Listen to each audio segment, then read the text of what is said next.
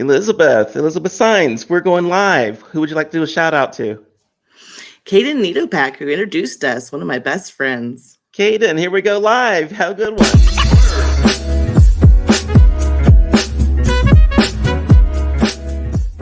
Elizabeth, I am so excited to talk to you today. I have never ever met anyone who talks to fairies, and you are the perfect person to learn about fairies and how they help you, help me, help everyone in the world. Tell me a little bit about yourself and about fairies, Elizabeth. That's kind of a loaded question. I live on Whidbey Island in Washington State with my husband and 3 kids and a bunch of other family. And I love living in a forest on an island. It like helps me connect with nature and with all the fairies. And they actually led me to this spot. And I've been seeing and talking to fairies my whole life. So I feel like I have a very true connection with them, and I feel like they've kind of tapped me to help connect other humans to them. Okay, now some people are probably going right now. Wait, stop. What did she just say? She talks to fairies. First of all, what is a fairy, and what is a fairy? That's a good question. So fairies, when I use the term fairies, I use fairies because I come from um, English and Irish descent, and it's just the word that I first started using with them. But fairies is really a very large realm with a lot of beings that are connected into it, and they're apparent in all cultures all around the world. I mean, you have like the jinns in the Middle East, you have the Minahune in Hawaii, you have, I mean, if you look at any culture around the world, they have these nature spirits that are connected and embody the energy of nature and work with humans, and sometimes they're seen as being mischievous. There's always a kind of a similar vein, and there's even ones that kind of cross cultures too, which is really interesting. That will be like they've seen the same type of beings. And so when I use the term fairy, I'm talking beyond just the Irish pixie or leprechaun or anything that people put in that realm. It's the mermaids, selkies. There's all kinds around the world. So mermaids count as fairies. So most people that I know, and because I Mhm. mean, I talk to people who are psychics a lot, and no one's talked to me about fairies. The only fairies I know are like Peter Pan, and Yeah. Tinkerbell, right? So that is not what you're talking about when you talk about fairies. Well, those exist too. Like, the pixies do exist, but it's not just that. There's a larger culture there, I guess. Okay, so when we talk about fairies, we're not talking about necessarily like angels and stuff like that, right? We're talking about a No. completely different being than an angel. And Yeah. how do you tell the difference between a fairy and an angel? So it's hard for me to totally explain because I am very much an empath, and it's I feel things first, and there's a different energetic feeling when an angel presents and when a fairy is present. And I have talked to angels before. Um, I, I've actually, one of my gifts is people's guides are able to kind of come to me and give me information, and I feel them, and that's my intuitive psychic gift, if you want to say. And yeah, it just, certain ones have certain feelings, so it's hard for me to totally say like this is. But I would say that fairies have just there's a lightness to them that's a little different than the angelic feeling. Hmm. So when and I'm going to ask all of the neophyte questions here because I don't know anything about That's fairies. good. When you talk to a fairy, what are you speaking to them like in English? Or are you speaking to them telepathically? How are you speaking to Um, fairies? I mean, yes, I would say it's a telepathic link because mostly it's in my mind, but I do physically see them and I have like verbalized things before. I do think it's more of a telepathic link that we share and get the information across. When now you actually see them in your presence, it's not just in your mind. You actually see them. Yes, Kind I of have. Yeah. like the guys playing VR Pokemon, they see them on their phones, but you see them in your realm Yes. around you, right? Um, Yes. what the ones that you see, what do they look like? Oh, I've seen all different types. I've seen them that are just um sometimes it comes through like more just like a hologram where it's like a a light being, and I've seen them full human size. I've seen 6-foot purple things out in the forest. I've seen little teeny guys that have come in. Like I said, most of the time it's kind of almost a holographic experience where it's like, think of like Leia coming through R2D2 That kind of like. I love that scene, by the way. One of my favorites. Now, what was the line? Obi-Wan? Never mind. When you really hope. Yeah. Yes. Why now? The first time you ever saw one, did it freak you out or not? No, because I've been seeing them my whole life. So like I was born, my mother was already a practicing psychic. Okay. And she never told me what I was seeing I wasn't seeing, so I never cut off from that. And I actually, it's funny because people talk about like, well, how do you open up and see them? I'm like, I don't know, because I've spent my whole life trying to filter all the energy that I see out so I can like function in this 3D reality. And so like when I get really tired, more will be, I'll see more. I mean, it's beyond just fairies. I see people's like auras and energies and things like that. And so like, I mean, now at 43, I've kind of naturally just have those mechanisms in my brain, but I mean, I seriously spend more energy trying to block them out than I do trying to see them. Oh wow. So it doesn't freak me out, but it is something I try to explain to people that they're like, oh, I want to see a fairy. I'm like, you do, but your brain doesn't. And so like they won't necessarily show up for you until you're really ready, because like it will melt your brain when something that doesn't fit your reality shows up in your reality. Okay. And so you have to be prepared for that. Why do the fairies show up? Are fairies of the earthly realm, or where do the fairies come from? So they have their own fairy realm. And the way they've explained it to me is like, if you look at like a wicker chair where this stuff's all woven together, their realm is woven into ours. And so it's part of the reason why they are so active on Earth, is because there's kind of like these portals in between the two, and you can kind of, our realms kind of like mesh together. And it's part of why they want to work with humanity too, is they want to benefit us, but it also benefits them because our realms are so enmeshed. And so Explain that to it me, kind of, because that's fascinating to me. So, do they come here actually to help people, or are they just curious and it's like walking through a door and seeing what's on the other side, or what's the so deal? most ones I work with are here to help people. I'm not saying all fairies are here to help people, and that's why I think there's a lot of misconceptions about fairies, for people see them as being mischievous or they're evil or they're mean. And part of that I think is demonization that's happened over the years, like Catholic Church and things like that too. But I think there's always also been a misconception where um, the fairies have evolved and we have evolved. And if you go back, way back, our understanding when people were interacting with them and their understanding when they were interacting with people didn't quite line up. So what the fairy thought was maybe, oh, my earbuds fell out. The fairy thought was maybe like more a direct answer, it felt like a riddle to a human, and that's just because of miscommunication. But then there's also fairies who are not interested in interacting with humanity at all, and you come upon them and get in their space, and then there might be a negative experience. It doesn't mean So, that all fairies are evil. question there.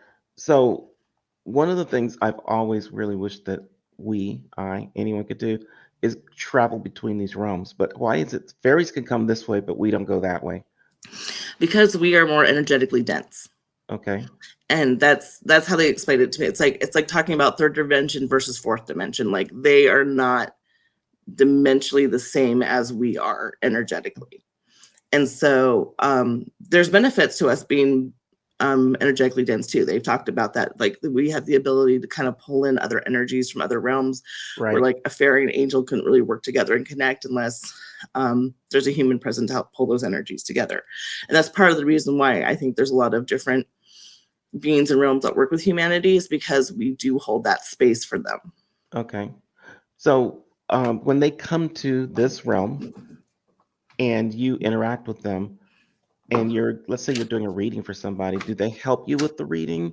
Do they already know what needs to be done? In other words, do they already exist in some sort of future realm where they can actually say like, no, they really shouldn't buy that car? I don't think the time and space is different for them, but I don't think it's quite they exist in a future realm. It's more like they can see the flows of energies and kind of see where things are going currently. Mm-hmm. How it's described to me and how I try to tell my clients is like, I can't give you a definitive if it's really far in the future, especially it's like I can't say for sure. I can tell you how the energy is flowing now. So Gotcha. like it if like something's going a certain way, it's like, okay, you need, I mean, there's definitely like fate points and things like that. Like, yeah, do what you want, but this is probably gonna happen anyway. But then there's those things that are like, yeah, like this is the way energy's flowing now. If you want to shift it, we better work on that kind of thing. So they see it as like they see our timeline as kind of flowing in and out of theirs, but the time and space works different for them. And I wish I had enough quantum physics like information in my brain to really understand this. But like it is kind of like this alternate reality that also overlaps into our reality. That's the best way I can describe it. Yeah, I mean, as long as it's able to help. Now, I know that you do readings for people, and I think you do all types of readings. So, how do the fairies actually play into the kind of readings that you do? So sometimes I'm actually just like tuning in, going into my mind's eye, connecting up with the fairy realm and getting info for them. I have channeled them in the past, and it's I kind of do different versions of that. Sometimes I just start writing and do kind of an automatic writing channeled Mhm. um, message from them, and I have like gone into alter state and had them come through and talk also. But most of the time when I'm doing readings, I just kind of tune in for a minute, get the information, come back and share it. Okay. When you're doing readings, will they be with you then and be and like whispering in your ear or talking to you so that they can help you with the reading? Or is it the way you were talking about you have to channel them to actually do the reading? They're more like whispering to me with me. Yeah, it's kind of like it's more like I open a gate and let them come in to kind of talk. Gotcha. Because I've talked to people about angels before, and usually the angels are just like talking, and which is like, please be quiet. This is not the movie Ghost. Go away. Okay. Yeah, I mean, I definitely had that experience too. I've had to like set some boundaries with them. Like, okay, like I need time where you're just not in my space. Okay. What's the most interesting thing that you ever had happen with you and a fairy? I don't know. I've had so many.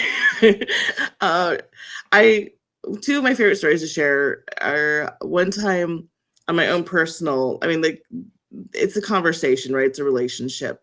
So on my own personal level, they're always interacting with me. And I had this one day that I was like super stressed and not just in my head, not like on my path. And my son had this little pin button that was Navi from Legend of Zelda, which is like the little fairy, and it says, "Hey, Hmm. listen" on it, which is Navi's key phrase. So I was walking around, and all of a sudden I felt something stuck to the bottom of my foot, and I look, and it's that button stuck to the bottom of my foot, and I was like, "Okay, I will stop and tune in." So they have like funny ways they like to get my attention sometimes. I And think that is hilarious actually. I don't know that how I would act if a fairy actually tapped me on the shoulder and saying, "Yo, hey, listen." So it's like so tune in. Um, I had this really great time that one time. Let me get some water. Sorry. I had that my middle child and I both experienced seeing the same fairy at the same time, and that was really cool.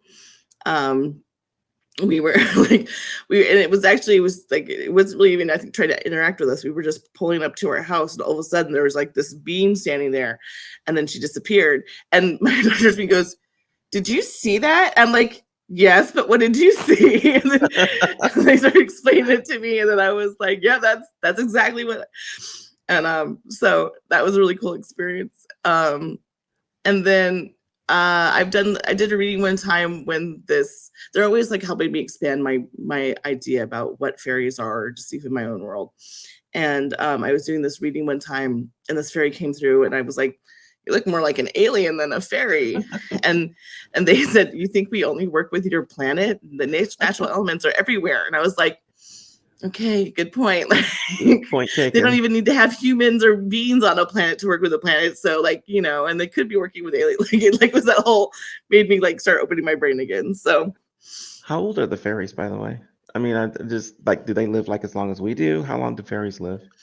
they live longer. They have said they they get more into the hundreds of years old. Uh, Wow. but but they do die. They do replenish. They from what I understand, they kind of have an idea about reincarnation and energy moving forward.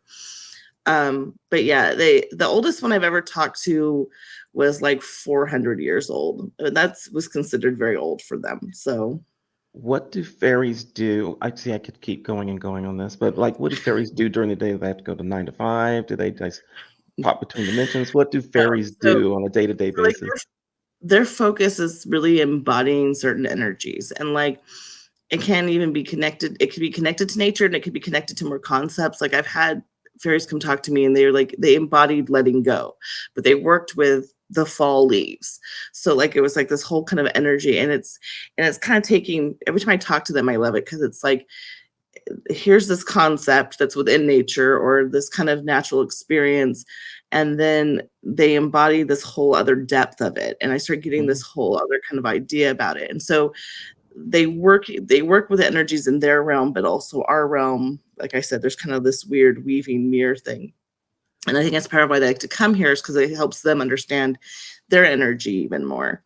and Interesting. um and they do like have connection with technology and with the modern world too. It isn't just like camping out in nature. So, I mean, I've had fairies that show up that very much like our technology, like and work with energy. And you think about like that's crystals. I mean, like there's natural elements in everything, and I like that too. Like again, expanding the idea. Like you don't have to be. I think that's a really important message for people to know. Is like you don't have to be out in the middle of the woods on an island like me, or to connect with them. Like you can be in the city and still have connect with the natural elements. You are a natural element, so like you can still connect with them. That's amazing. I love this. I never actually thought about the fairies using technology, like doing their own computer gigs and that kind of stuff. But that's actually a pretty mind-expanding thought right there, and we're going to talk about that some more. I want Yeah. people to be able to get in touch with you so they can ask questions of you, they can talk to you and the fairies, they can get readings from you. I think Mhm. you've got a website. It's called Yeah, thefairywoman.com, thefairywoman.com. Yep. and that's www.thefairywoman.com. And they can also Yeah. call you directly, right? And Yes. at three six That zero is- 929 7136, you can get in touch with Elizabeth and ask her questions. You do readings on live as well as messaging and Yeah, stuff like I that. offer I offer telephone, Zoom. I also do email readings if you just have like one question you want answered, and most of that's listed in my store. I'm gonna go double check my website, make sure things are updated. But I'm pretty sure most of that's listed in the store on the website. Ex- And like my contact, my email, everything's on there too. So including Excellent. number. We will definitely have you on again. This has been fascinating. I have never learned about or talked to anyone about fairies, and I'm going to hit you up and learn some more.